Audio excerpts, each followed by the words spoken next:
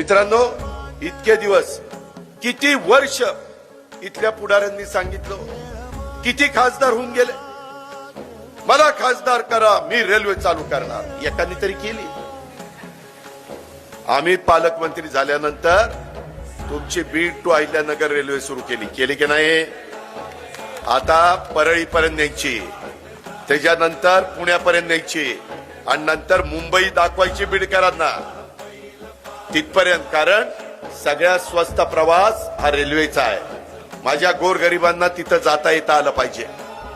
त्याच्यातनं ज्यांच्यात कर्तृत्व आहे, ज्याच्यातनं एक चांगलं काम करायची जिद्द आहे, त्याला देखील देशाची आर्थिक राजधानी मुंबई तिथं जाऊन त्याला तिथं स्वतःच्या पायावर उभं राहता आलं पाहिजे.